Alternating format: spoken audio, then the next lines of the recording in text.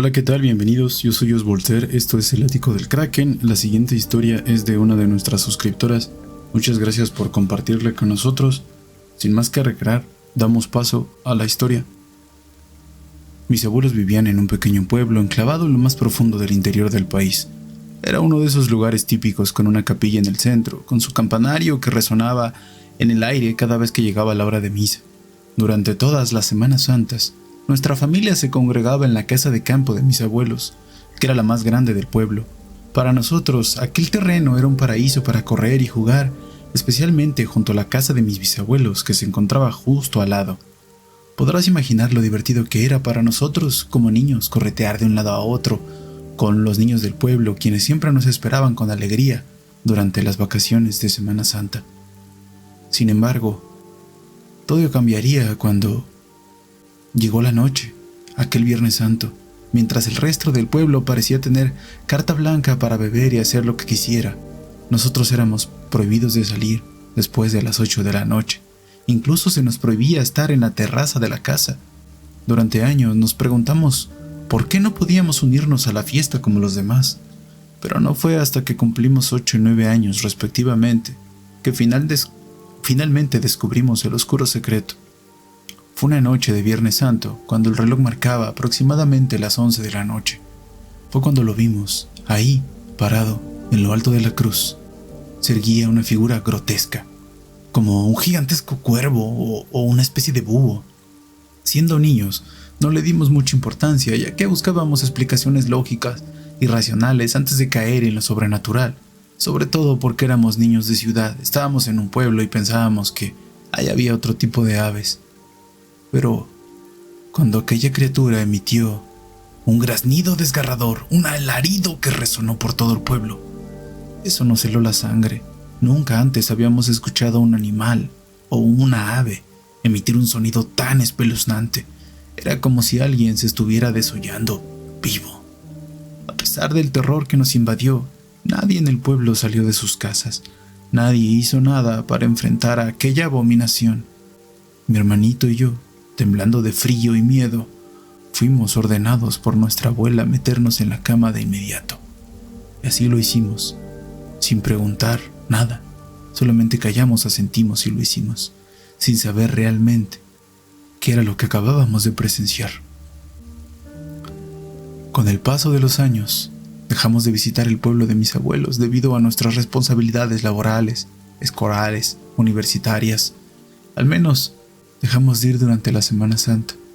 Sin embargo, ahora ya adulta, la curiosidad me consumía y decidí preguntarle a mi abuela qué había sido de aquella criatura.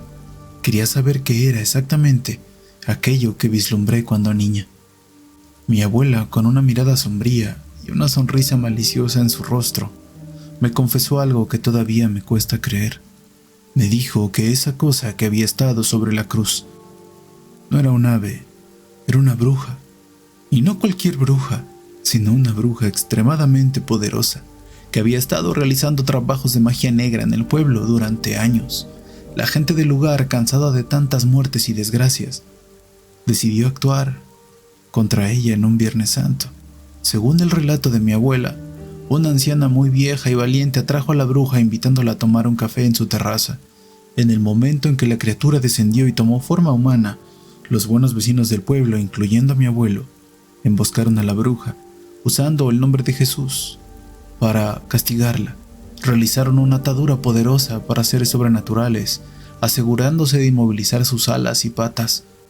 Mientras la ataban y otros le propinaban una paliza, la demás gente rezaba, seguían rezando para mantenerla sometida.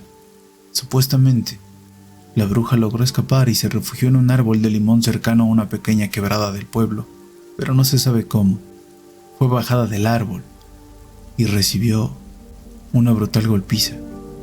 Aterrada, le pregunté a mi abuela quién era esa bruja.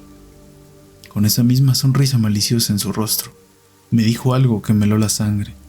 Me preguntó si recordaba a la abuela de mis mejores amigas en el pueblo, la señora Agripina, quien siempre nos invitaba a comer y jugar en su casa. Le respondí que sí. Recordaba a la amable señora que siempre fue tan buena con mi hermano y conmigo. Entonces mi abuela dijo algo que hizo que mi cuerpo se estremeciera. La señora Agripina había muerto al poco tiempo de que capturaron a la bruja. Según los médicos, debido a hemorragias internas, el párroco del pueblo ordenó que se le enterrara muy lejos del pueblo y no en el cementerio destinado para los habitantes de ahí. Ya saben, una bruja no merece suelo sacro. En ese momento, el horror se apoderó de mí. La sonrisa maliciosa de mi abuela me reveló la verdadera identidad de la bruja que aterrorizaba aquel pueblo pequeño y aparentemente tranquilo. La señora Agripina era increíble.